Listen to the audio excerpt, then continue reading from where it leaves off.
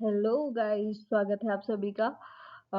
First of all आप सभी को happy Makar Sankranti. I hope आप सभी एंजॉय कर रहे होंगे और आप सभी अच्छे होंगे। तो आगे बढ़ते हैं। आज का जो हमारा टॉपिक है बहुत ही ज़्यादा इम्पोर्टेंट है, लैंग्वेज डेवलपमेंट। यानी कि इस वीडियो में हम जानेंगे कि लैंग्वेज डेवलपमेंट क्या है, यानी कि भाषा का विकास क्या है और किस तरीके से बच्चे में भाषा विकास होता है, या लैंग्वेज के कौन कौन से कंपोनेंट है, इसके बारे में इस वीडियो में हम डिटेल से चर्चा करेंगे। तो आइए जानते हैं व्हाट इज लैंग्वेज। लैंग्वेज क्या है, यानी कि भाषा क्या है, इसके बारे में जानेंगे। तो be all communicate with one another, be share information, conviction, opinion, wishes, dangers, thanks, promises, guarantees, feelings and emotion. We can laugh at to express entertainment, joy. We smile to convey our entertainment, delight, support or jealous sentiment. We show out to communicate our anger, energy or nervousness. We raise our eyebrows to convey sentiment of shock or opposition.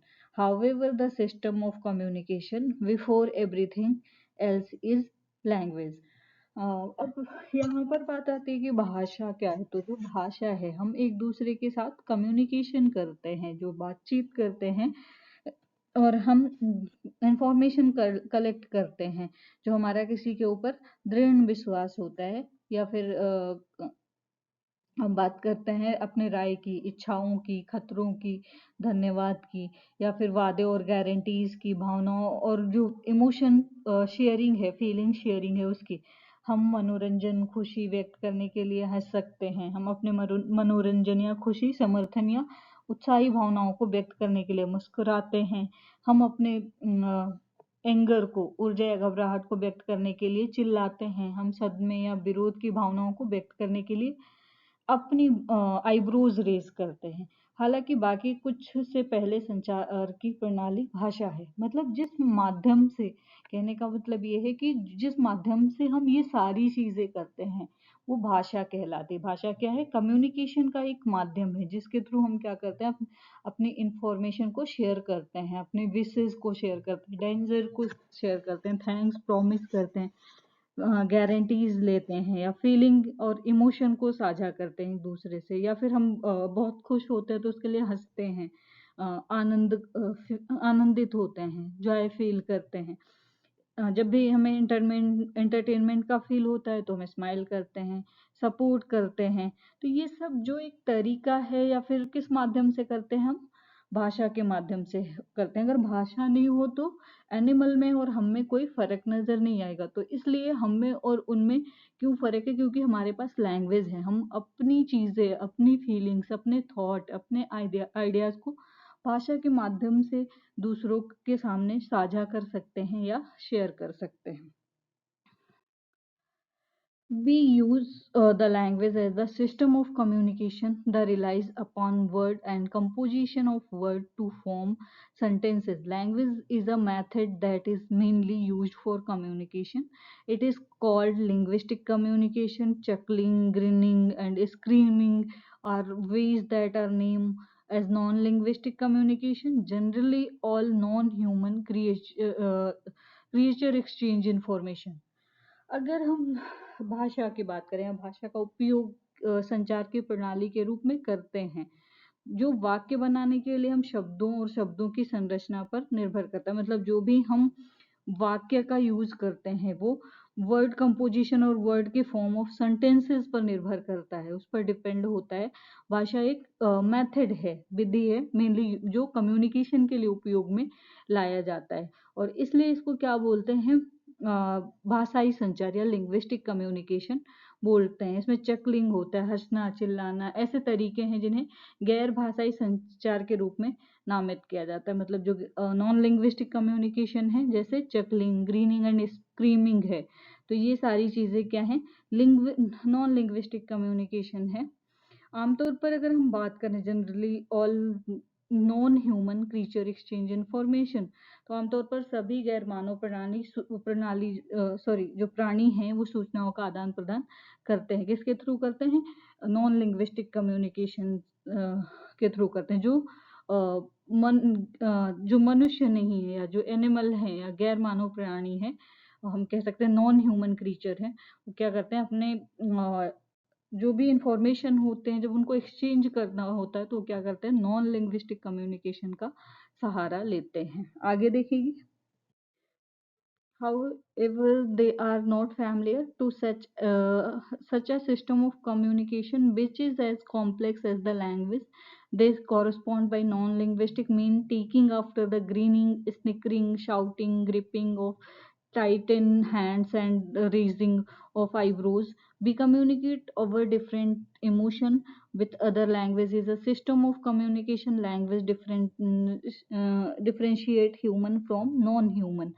अगर हम बात करें communication development की तो या फिर language development की बात कर रहे हैं यहाँ पर, तो हालांकि वह सारे कम्युनिकेशन है जो एक ऐसी प्रणाली से परिचित नहीं होते हैं जो भाषा के रूप में चलती है। वह गैर भाषाई साधनों से मेल खाते हैं जो हमारे हंसने, चिल्लाने, हाथों को कसने, पकड़ने, भौहों को ऊपर उठाने का कारण बनते हैं। हम दूसरों के साथ अपनी अलग अलग भावनाओं से क्या करते हैं, अपने भावनाओं को संवाद में लाते हैं।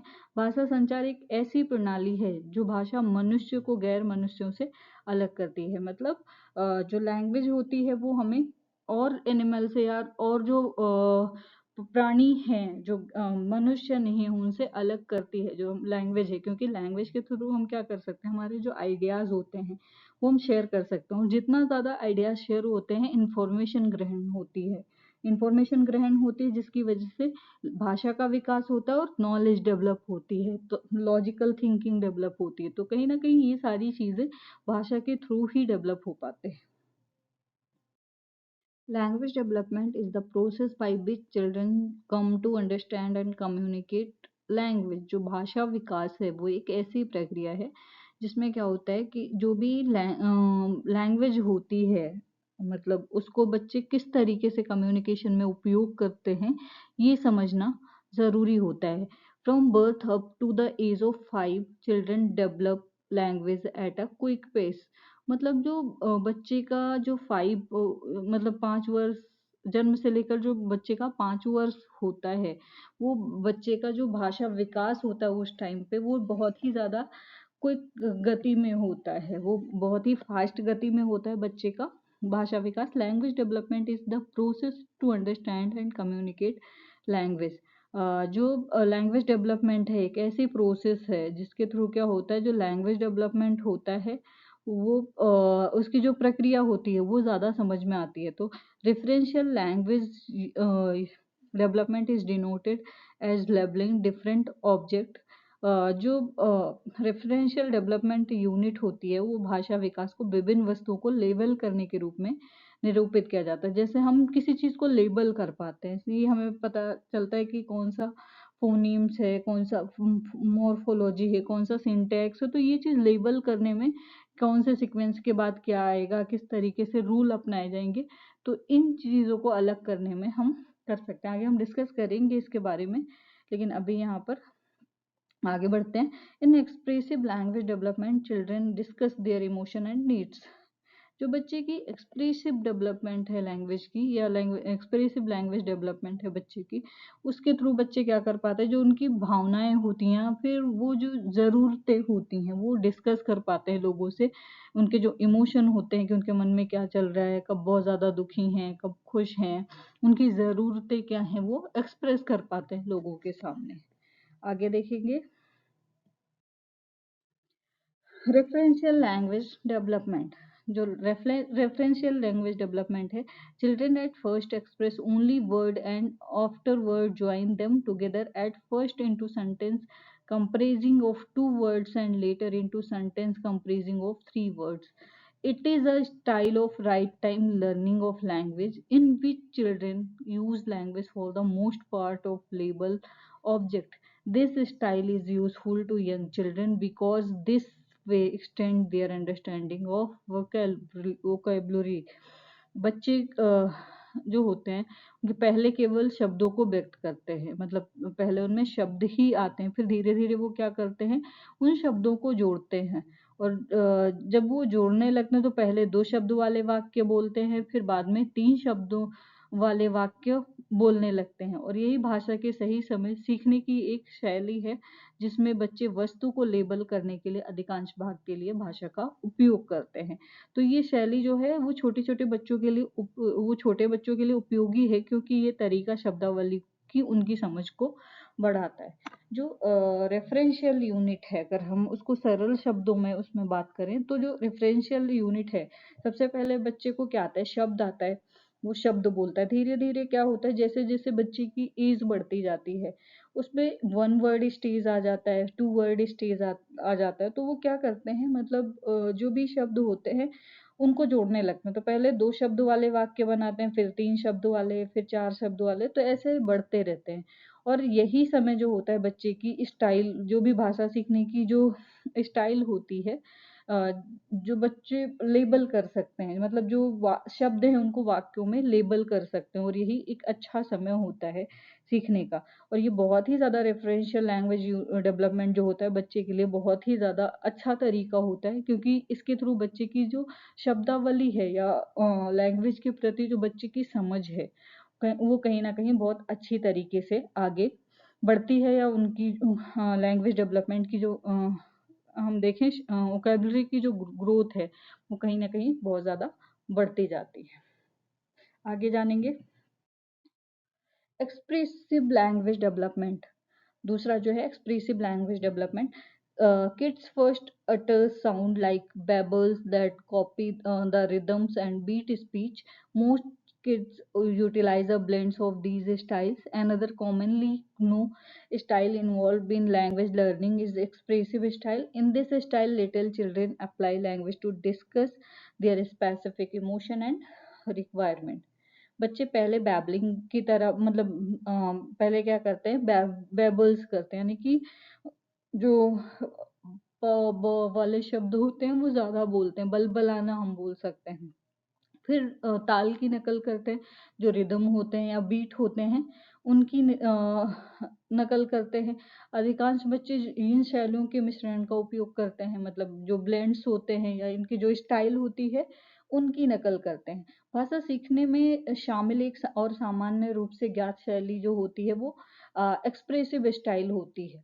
इस शैली में छोटे छोटे बच्चे अपनी विशिष्ट भावनाओं और आवश्यकताओं पर चर्चा करने के लिए भाषा लागू करते हैं। मतलब जो एक्सप्रेसिव लैंग्वेज होती है, जो भी चीज़ें हम सीखते हैं या जो भी लैंग्वेज बच्चा सीखता है, उसको सीखी गई लैंग्वेज को किस तरीके से अभिव्यक्त करता है दूसरों के सामने, जो उसकी आवश्यकताएं होती हैं उनको पूरा करने के लिए। तो जो भी शब्द वो सीखता है वो अपनी आवश्यकताओं की पूर्ति के लिए वो उन भाषा का उपयोग करके अपनी आवश्यकताओं की पूर्ति करता है। That is called expressive language development. आगे जानेंगे, transition in language development. First transition occur when first year ends in and it's proceed in a school the year with immerse of words into essential vocabulary. Second transition happen when children change from saying one word at once to joining words into expression and basic sentence about the ends of school year. और जो third transition होता है, third transition happens when kids move after utilizing simple sentences to express one thought to complex sentence, communicating different thought and relationship between them. अगर हम बात करें कि जो पहला ट्रांजिशन बच्चों का होता है, जब पहला वर्ष समाप्त होता है, और ये आवश्यक होता है कि शब्दावली के शब्दों में जो इमर्जेंस होते हैं बच्चों के, उनके साथ स्कूल वर्ष में वो आगे बढ़ता है। जो बढ़ोतरी, इमरजेंस का मतलब होता है जो बढ़ोतरी होती है, जो उसके शब्द होते हैं या वर्ड होते हैं, वोकैबुलरी जो होती है उसमें बढ़ोतरी होती है। दूसरा ट्रांजिशन तब होता है जब बच्चा एक बार में एक शब्द को कहने से लेकर शब्दों को एक्सप्रेस और दूसरे, मतलब जो बेसिक वाक्य हैं उनमें जोड़ने के लिए स्कूल वर्ष के अंत में जाते हैं। तो पहला जो ट्रांजिशन कब होता है, जब उनकी इसेंशियल वोकैबुलरी या फिर वर्ड में बढ़ोतरी होती है, जब वो स्कूल ईयर में आते हैं। और दूसरा तब होता है जब सेकंड ट्रांजिशन तब होता है जब वो मतलब वर्ड जो होते हैं उनको एक्सप्रेस कर लेते हैं, बेसिक सेंटेंस बोलने लगते हैं जब उनका स्कूल ईयर मतलब जो स्कूल ईयर का एंड होता है तब होता है। तीसरा जो ट्रांजिशन है वो तब होता है जब बच्चे एक विचार को व्यक्त करने के लिए सरल वाक्य जो होते हैं उनका उपयोग करके दूर तक बढ़ते हैं, या विभिन्न विचारों और उनके बीच संबंधों को कम्युनिकेशन करने के लिए जो जटिल वाक्य होते हैं उनमें उपयोग करते हैं। तो ये ट्रांजिशन है जो इसमें हमने 3 चीज़ें जानी। ट्रांजिशन मतलब जो वोकैब्युलरी होती है उसमें किस तरीके से बढ़ोतरी होती है और वो किस तरीके से भाषा का उपयोग करते हैं। तो इसमें हमने पहले पढ़ी रेफरेंशियल यूनिट या रेफरेंशियल लैंग्वेज डेवलपमेंट, दूसरा एक्सप्रेसिव लैंग्वेज डेवलपमेंट और तीसरा ट्रांजिशन इन लैंग्वेज डेवलपमेंट। तो आई होप ये तीनों चीज़ें आपकी क्लियर हो गई होंगी। अब आगे देखते हैं theories of language development. The learning perspective, this point of view contains the children copy what they see and hear. Kids learn from punishment and reinforcement. The main scholar associated with this learning viewpoint is B.F. Skinner. इस theory को B.F. Skinner ने दिया था। इन्होंने इनका सीखने का जो पर्सपेक्टिव है या दृष्टिकोण है वो तर्क का है कि जो बच्चे देखते और सुनते हैं उनकी नकल करते हैं। इनका मानना है कि अगर बच्चा अपने परिवार में रहता है या इन्वायरमेंट है वो बच्चे को कहीं ना कहीं बहुत ज़्यादा इन्फ्लुएंस करता है, क्योंकि बच्चे ऑब्जर्व करते हैं, वहाँ से देखते हैं और उन्हीं चीज़ों को सीखते हैं। तो कहीं ना कहीं नकल करते हैं बच्चे।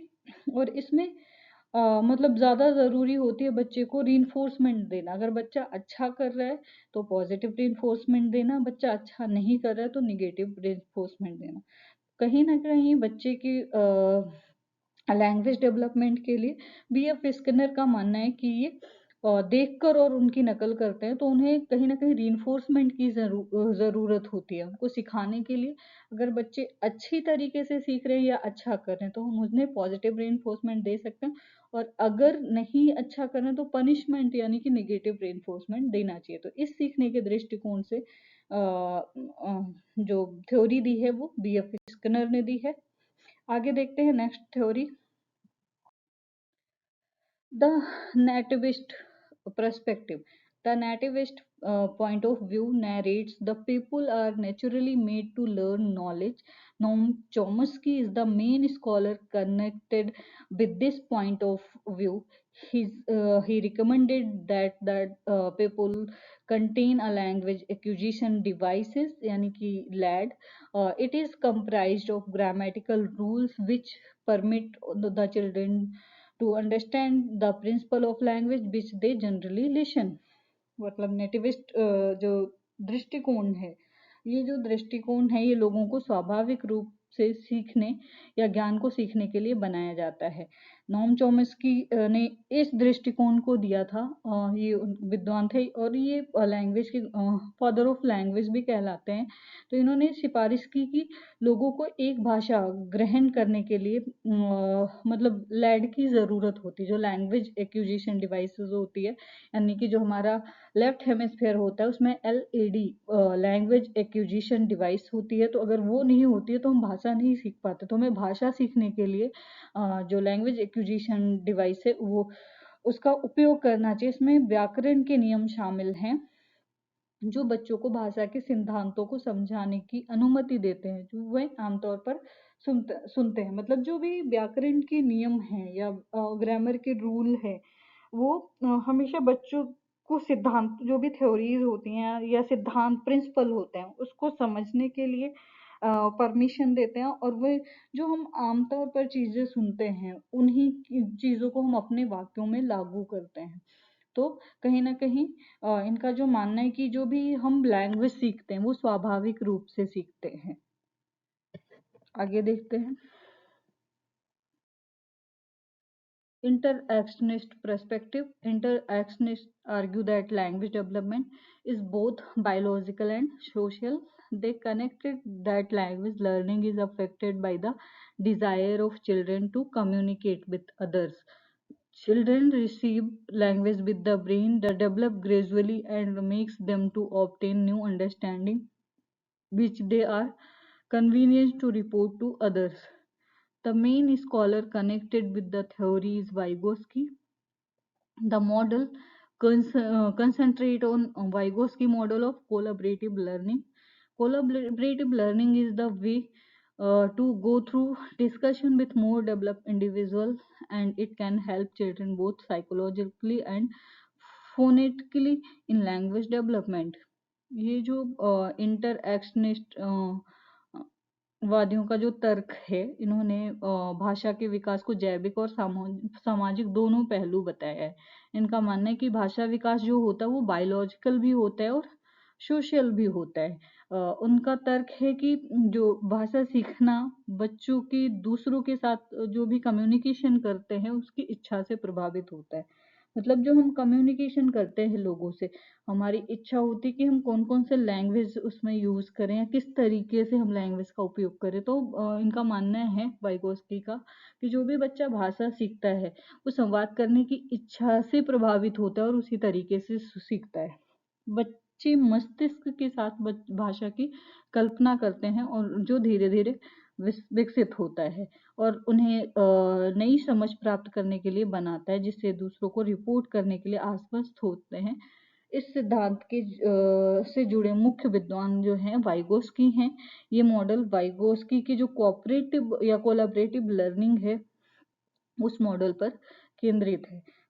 कोलैबोरेटिव लर्निंग जो है या फिर हम कह सकते हैं जो वाइगोस्की की जो सहयोगी शिक्षा अधिक विकसित व्यक्तियों के साथ चर्चा के माध्यम से जानने का तरीका है और बच्चों को भाषा के विकास में मनोवैज्ञानिक और ध्वन्यात्मक रूप से दोनों में मदद करता है। Language level of language development या कंपोनेंट ऑफ लैंग्वेज डेवलपमेंट हम बोलेंगे तो जो लैंग्वेज डेवलपमेंट के कंपोनेंट है या फिर लैंग्वेज डेवलपमेंट के लेबल है वो कुछ ये हैं, जिसमें सबसे पहला होता है फॉर्म, कंटेंट और यूज। फॉर्म में होता है फोनोलॉजी, मॉर्फोलॉजी और सिंटैक्स, और कंटेंट में होता है सिमेंटिक और यूज में होता है प्रैग्मेटिक। तो सबसे पहले इसमें हम देखेंगे फोनेटिक्स और फोनोलॉजी, जिसमें होता है ऑल साउंड सिस्टम। मतलब इसमें जो फोनेटिक्स होता है ये तीन तरीके की होती है, एकॉस्टिक फोनेटिक्स, आर्टिकुलेटरी फोनेटिक्स और auditory phonetics.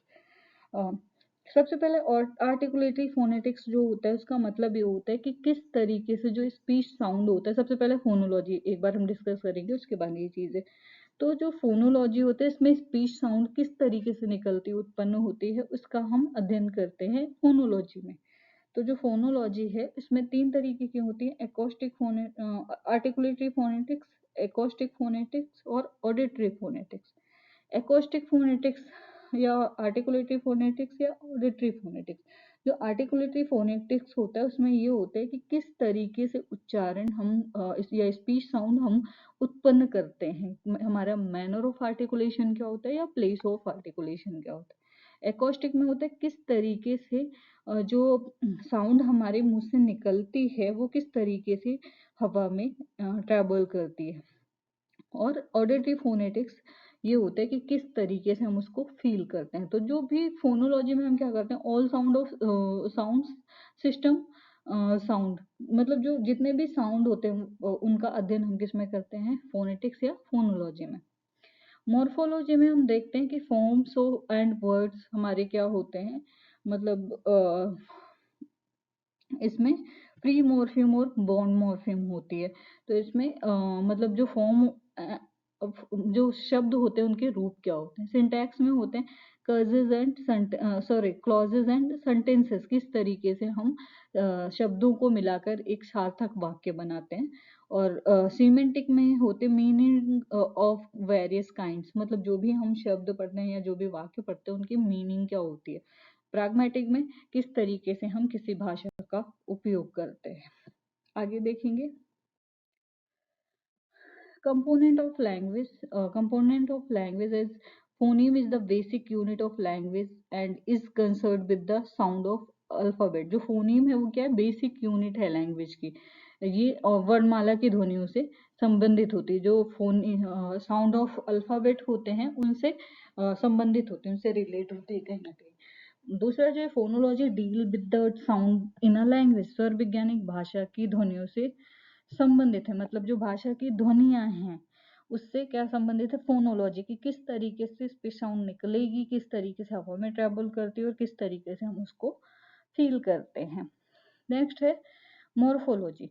Morphology is related to the vocabulary building. आकृति विज्ञान या मॉर्फोलॉजी जो है वो शब्दावली निर्माण से संबंधित है, किस तरीके से शब्दों का निर्माण होगा या शब्दावली का निर्माण होता है उसका अध्ययन हम मॉर्फोलॉजी में करते हैं। नेक्स्ट है सिंटैक्स।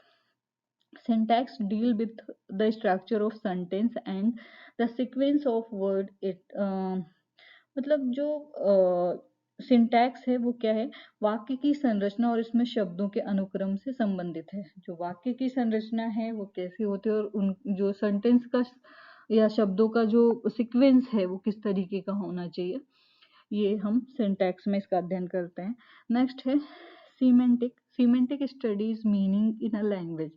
जो सीमेंटिक है शब्दार्थ एक भाषा में अर्थ का अध्ययन करता है। नेक्स्ट है pragmatic.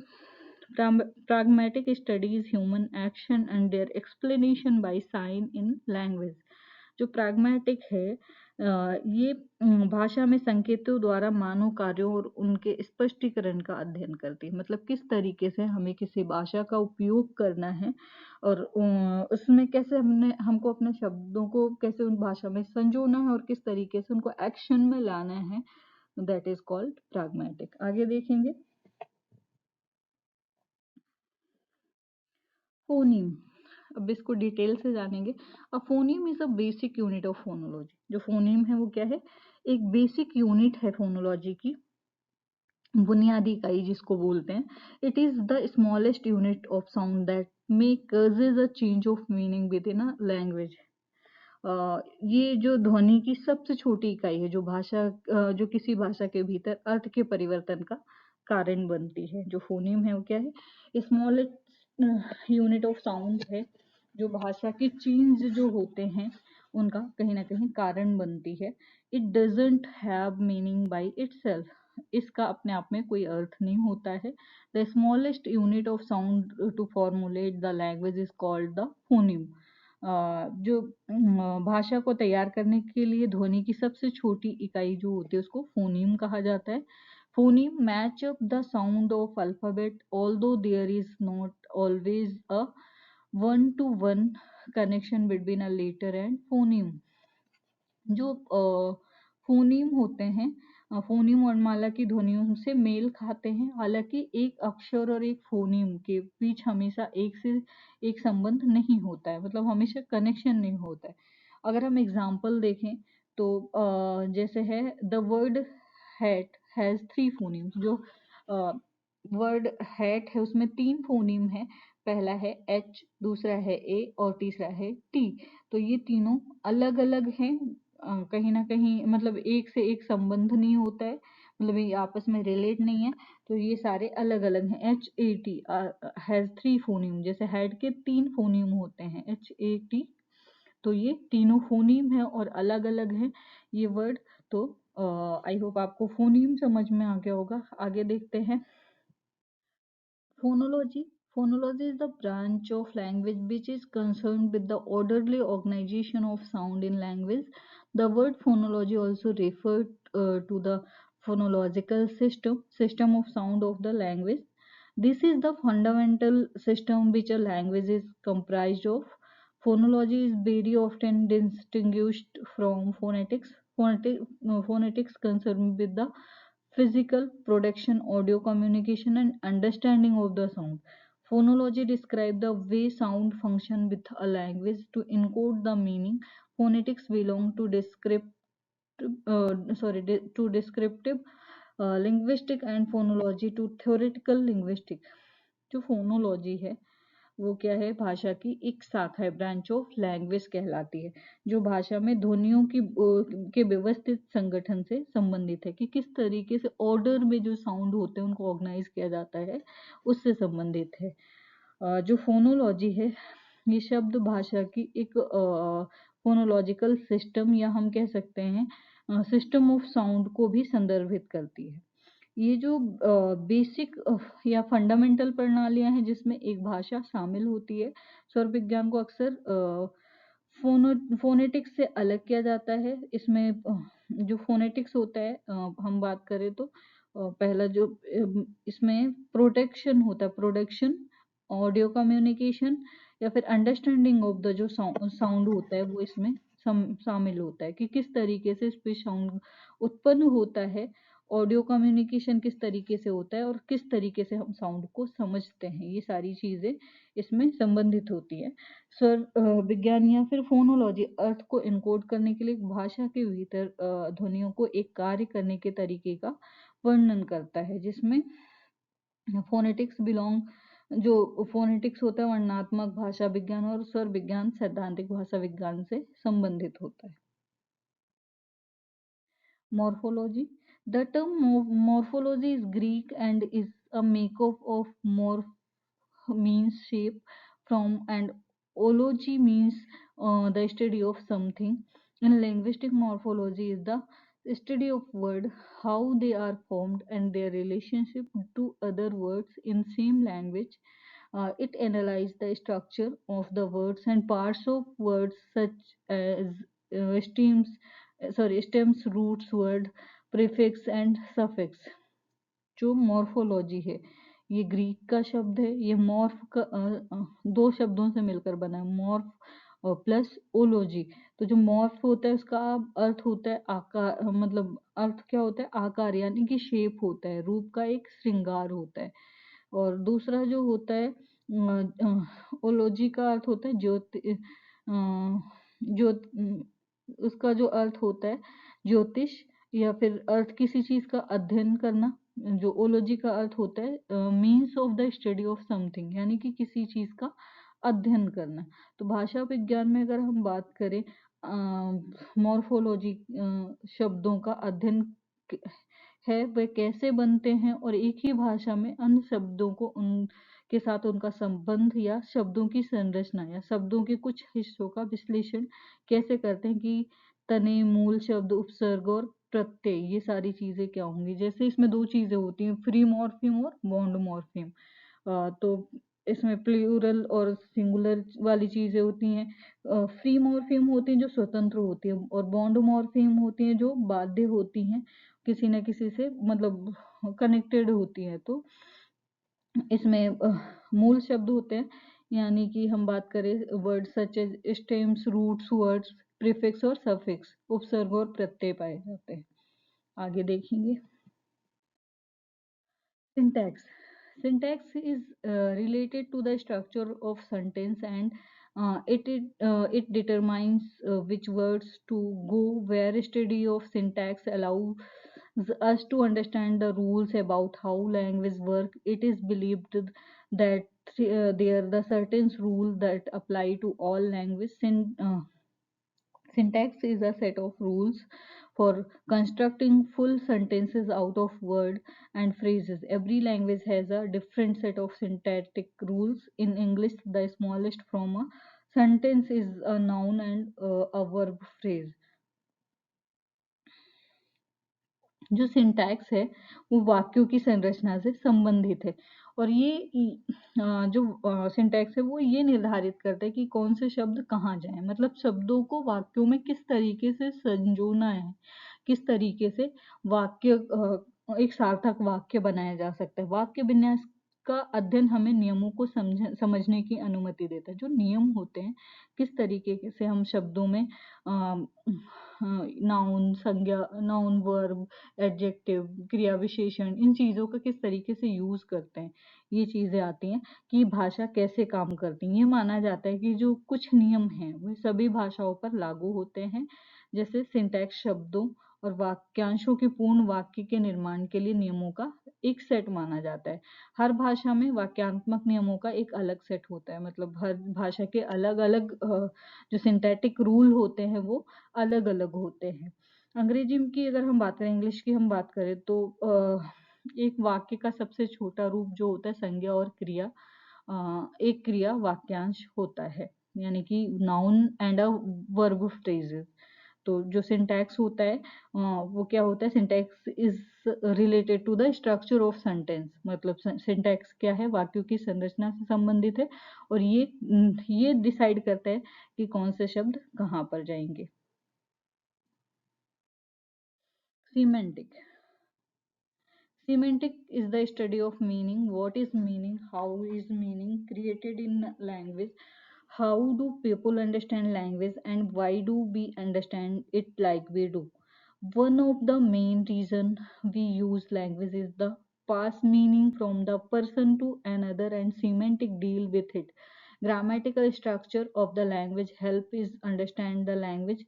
Semantic refer to the way in which a language conveys meaning. Semantic move beyond the literal meaning of word in language and is culture dependent.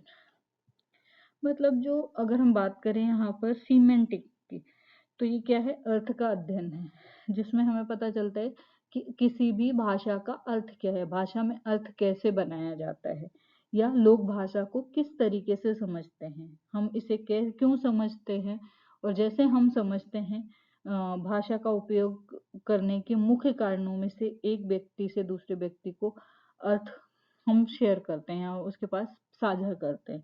शब्दार्थ इसमें संबंधित है कि जो भाषा की ग्रामेटिकल स्ट्रक्चर होता है वो हमें भाषा को समझने में मदद करता है। जो मॉर्फोलॉजी सॉरी जो सीमेंटिक होता है उन तरीकों को संदर्भित करता है जिसमें एक भाषा अर्थ व्यक्त करता है, जिसके थ्रू हमें क्या पता चलता है कि किसी भी भाषा का किसी भी शब्द का अर्थ क्या है या किसी भी वाक्य का अर्थ क्या है। शब्दार्थ भाषा में शब्दों के शाब्दिक अर्थ से परे जाता है और संस्कृति पर निर्भर करता है। आगे देखेंगे। Pragmatic, it is the study of human action throughout and linguistic science, words and sentences in real situation. Pragmatic refer to the way the member of a community use the language, and way they speak to their parents is not the same way we speak with our fellow children. The language used in a formal conversation may have less resemblance to what we could hear at a lunch with our fellow children. The conversational style that we use in our day to day conversation is much more different from that of the language we use when we are reading a storybook for a kid. Pragmatic deal with knowing the difference between the two style and when to use which style. मतलब अगर हम बात करें pragmatic की, तो it is the study of human action through and linguistic science. मतलब ये क्या है, एक ह्यूमन एक्शन है, मतलब जो मनुष्य के कार्य होते हैं वो कहलाता है किसके थ्रू, विचारों और भाषाई संकेत के थ्रू जो भी चीजें हम करते हैं वो प्रैग्मेटिक कहलाता है। यानी कि हम जो भी शब्द हम सीखते हैं, ग्रामर के रूल सीखते हैं या वाक्य, उनको हम ह्यूमन एक्शन के थ्रू या लिंग्विस्टिक साइन वर्ड्स और सेंटेंस के थ्रू रियल सिचुएशन में लागू करते हैं। That is called pragmatic. Pragmatic उन तरीकों को संदर्भित करता है जो एक समुदाय के सदस्य भाषा का उपयोग करते हैं। जहाँ पर भी भाषा का उपयोग होता है या कम्युनिटी यूज करती है, दैट इज कॉल्ड प्रैग्मेटिक। जिस तरीके से वे अपने माता पिता से बात करते हैं वैसा नहीं है जैसा हम अपने साथी बच्चों के साथ बोलते हैं। एक औपचारिक बातचीत में इस्तेमाल की जाने वाली जो भी भाषा होती है, या हमारे बच्चों के साथ दोपहर में भोजन में भी जो भी हम सुनते हैं, उनमें कम समानता हो सकती है। संवादात्मक जो भी हम कन्वर्सेशनल स्टाइल होती है जो हमारी दिन प्रतिदिन की बातचीत में उपयोग करते हैं, या फिर उस भाषा में बहुत अलग जिसका उपयोग हम तब करते हैं जब हम एक बच्चे के लिए स्टोरी बुक पढ़ रहे होते हैं। तो ये सारी चीजें कहीं ना कहीं प्रैग्मेटिक कहलाती हैं। इसके अलावा जो प्रैग्मेटिक है, दो शैलियों के बीच अंतर जानने से संबंधित है और किस शैली का उपयोग कब करना है ये हमें इसके थ्रू पता चलता है। आगे जानेंगे। Environmental influence on language. Environmental influence on language यानी कि लैंग्वेज को किस तरीके से इन्वायरमेंटल या इन्वायरमेंट प्रभावित करता है।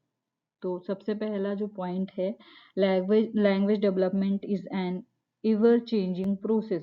भाषा का विकास एक निरंतर बदलती प्रक्रिया कहलाती है, मतलब जो हमेशा चेंज होती रहती है। लैंग्वेज डेवलपमेंट क्या है? एक ऐसी प्रोसेस है जो हमेशा निरंतर चेंज होती रहती है। Different perspective exist the explain the effect of environment on language development. अगर हम डिफरेंस दृष्टिकोण की बात करें जो मौजूद है भाषा विकास पर पर्यावरण के प्रभावों की व्याख्या करते हैं। Skinner believe that language is gained in the same manner as behaviour. जो स्किनर हैं उनका मानना है कि भाषा व्यवहार के समान ही प्राप्त की जाती है, मतलब जो स्किनर है इनका मानना है कि जिस तरीके से हम बिहेवियर सीखते हैं उसी तरीके से हम लैंग्वेज भी एक्वायर करते हैं, गेन करते हैं। Another perspective see inheritance as vital in influence language development। एक अगर हम another perspective की बात करें तो भाषा के विकास को प्रभावित करने में वंशानुक्रम भी, मतलब जो हेरिडिटी होती है बच्चे की, वो भी उसको भी महत्वपूर्ण माना जाता है। Some view that children learn language through cognitive skills, but some other attach social context to it। मतलब कुछ लोग मानते हैं कि बच्चे संज्ञानात्मक कौशल से, जो उनकी कॉग्निटिव डेवलपमेंट होती है या कॉग्निटिव स्किल्स होती है, उसके थ्रू भाषा सीखते हैं। लेकिन कुछ मानते हैं कि बच्चों का जितना ज़्यादा सोशलाइजेशन होता है उतना ज़्यादा उनका लैंग्वेज डेवलपमेंट होता है। आगे जानते हैं information processing perspective of language development। Some information processing scholars expect that kids comprehend complex language through intuitive intellectual ability consolidated with their environmental experience। They concur with the biological theories that newborn children are conceived with a surprising capacity to examine language। They additionally connected that these capacities are likely not adequate to account for the greater part of their language development। Some information processing scholars expect the kids comprehend complex language that intuitive intellectual abilities। मतलब जो कुछ सूचना होती हैं वो क्या होती है, प्रसंस्करण विद्वानों की उम्मीद होती है कि बच्चे जो भी सीखते हैं पर्यावरण या अनुभवों के द्वारा समेकित सहज ज्ञान युक्ति बौद्धिक क्षमताओं के माध्यम से जटिल भाषा को समझते हैं। मतलब जो भी बच्चे भाषा एक्वायर क्या करते हैं, वो क्या करते हैं, उनके जो इन्वायरमेंटल एक्सपीरियंसेस होते हैं उनके थ्रू जो सहज ज्ञान होता है, हम कह सकते हैं उनकी जो इंट्यूटिव इंटेलेक्चुअल एबिलिटी होती है, वो क्या करते हैं, कॉम्प्लेक्स लैंग्वेज को कॉम्प्रिहेंस करते हैं, यानी कि समझते हैं। जो भी बौद्धिक क्षमता होती है उनके थ्रू जटिल भाषा को समझते हैं। वे जितने भी बायोलॉजिकल थ्योरीज हैं उनसे सहमत होते हैं। उनका मानना होता है कि जो नवजात बच्चों की भाषा की जांच करने के लिए जो उनकी आश्चर्यजनक क्षमता के साथ जो गर्भ धारण किया जाता है, वह ये भी तर्क देते हैं कि उनकी जो क्षमताएं होती हैं उनकी भाषा विकास के बड़े हिस्से के लिए पर्याप्त नहीं होती हैं। नेक्स्ट है social interaction perspective of language development. Proponents of social interaction theory stress that social aptitude and language experience are necessary to language development. An active child keep the capacity to develop language will try to convey that he want to say at the point when the child makes these effort or at language development parents provide the experience that help in this process। मतलब जो बच्चे का social interaction होता है वो क्या जो भी थ्योरीज होती हैं उनके जो समर्थक हैं उन्होंने जोर दिया है कि बच्चे का जो भाषा का विकास होता है वो जो उनकी सोशल एबिलिटी होती है या भाषा के जो भी एक्सपीरियंसेस होते हैं उसके लिए बहुत ही ज़्यादा आवश्यक होता है।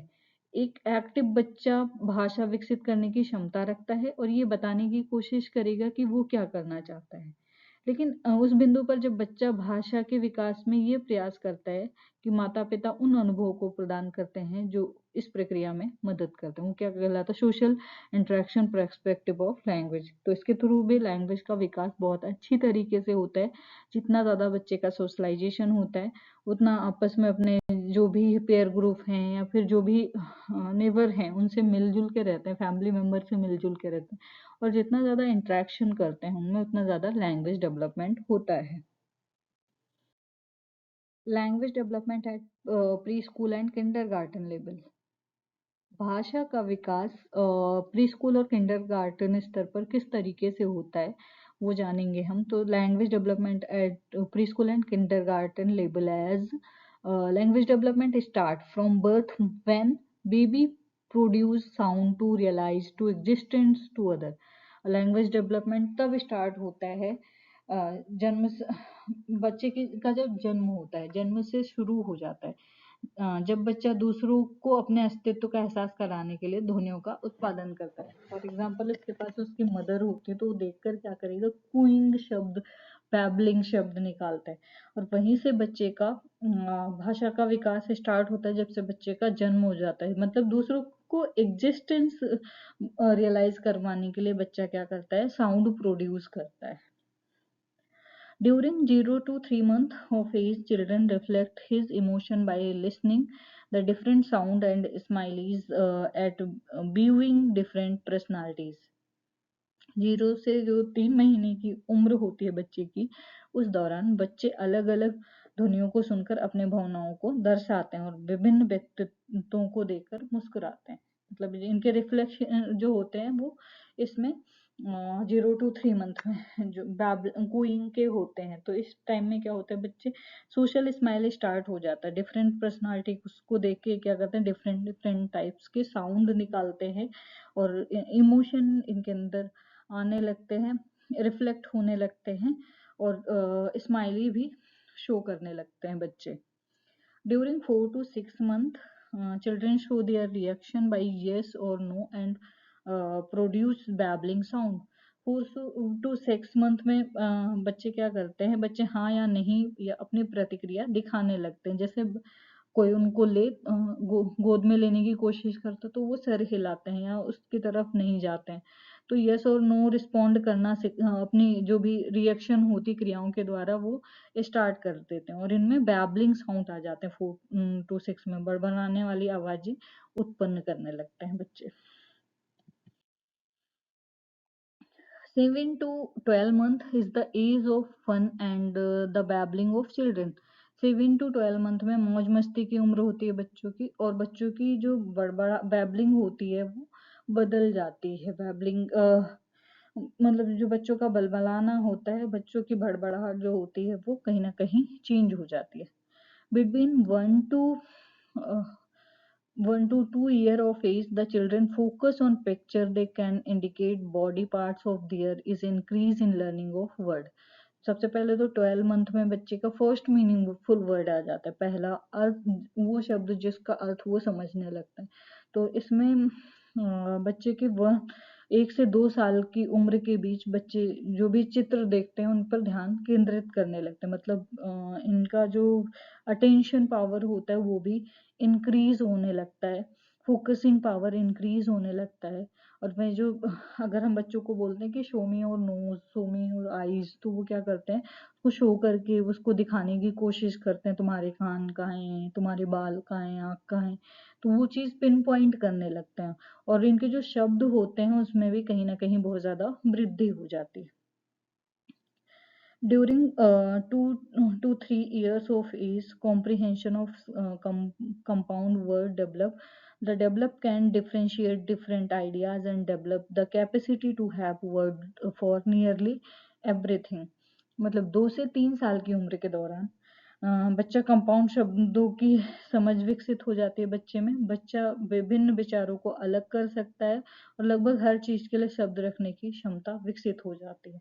मतलब कोई भी शब्द, कोई भी चीज मांगनी हो या कोई भी एक्शन करना हो तो उसके लिए बच्चे में शब्द आ जाते हैं, कंपाउंड वर्ड डेवलप हो जाते हैं बच्चे में, उनको समझने की क्षमता भी विकसित हो जाती है, उनके जो थॉट होते हैं उनको अलग कर सकते हैं उनमें, हम कह सकते हैं क्लासिफाई कर लेते हैं चीज़ों को।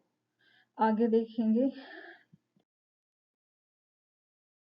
during 3 to 4 year of age, the children listen more clearly when we call, and his structure of uttering sentence extended 3 to 4 year की उम्र के दौरान जब हम बुलाते हैं, बच्चा अधिक स्पष्ट रूप से सुनते हैं और वाक्य को बोलने की उनकी संरचना काफ़ी एक्सटेंड हो जाती है। 3 to 4 एज में जैसे हम बुलाते हैं या उनका नाम लेते हैं, तो वो अधिक स्पष्ट रूप में उनकी जो ऑडिटरी स्किल्स होती है वो भी बढ़ जाती है, और उसके अलावा वो अधिक स्पष्ट रूप से बोलने लगते हैं। उनकी जो वाक्य की संरचना होती है वो भी काफ़ी, उसमें भी काफ़ी वृद्धि होती है, काफ़ी चीज़ें बोल लेते हैं, काफ़ी वाक्य बोल लेते हैं, काफ़ी शब्दों के निर्माण करने लगते हैं, शब्दों का अर्थ समझने लगते हैं 3 से 4 साल की उम्र में। इसके अलावा जो भी रिस्पॉन्ड हर चीज़ पर रिस्पॉन्ड करने लगते हैं, प्रतिक्रिया करने लगते हैं। During 4 to 5 year of age, the child can answer question and can appreciate stories and can talk more clearly and more easily. 4 to 5 year की उम्र के दौरान बच्चा सवालों के जवाब बहुत आसानी से दे सकते हैं। कोई भी उनसे क्वेश्चन किया जाए तो उसके आंसर देने लगते हैं। कोई अगर कहानी कहता है तो उसकी सराहना कर उसको अप्रिशिएट करते हैं। इसके अलावा अधिक स्पष्ट रूप से अधिक आसानी से बातचीत करते हैं। उनके जो बातचीत करने का तरीका होता है उसमें काफ़ी फ्लुएंसी आ जाती है और तेज़ी आ जाती है। सुपर सेगमेंटल एस्पेक्ट को समझने लगते हैं, उनके अंदर भी सुपर सेगमेंटल एस्पेक्ट आ जाते हैं, और वो भाषा का उपयोग अपने शब्दों में, अपनी सेंटेंसेस में, अपने कम्युनिकेशन में काफ़ी अच्छे से करने लगते हैं। इनकी जो कम्युनिकेशन स्किल्स होती है काफ़ी क्लियर हो जाती है और लोगों को समझ में भी अच्छी तरीके से आने लगती है। आई होप आप सभी को लैंग्वेज डेवलपमेंट का कॉन्सेप्ट क्लियर हो गया होगा। अगर कोई कंफ्यूजन है तो मुझे कमेंट सेक्शन में बता सकते हैं। एनी क्वेश्चन है तो भी बता सकते हैं, मैं उसको क्लियर करने की कोशिश करूँगी। और ऐसे ही बने रहिए मेरे चैनल पे, ऐसे ही प्यार देते रहिए। थैंक यू, धन्यवाद, शुक्रिया। फिर मिलते हैं कल।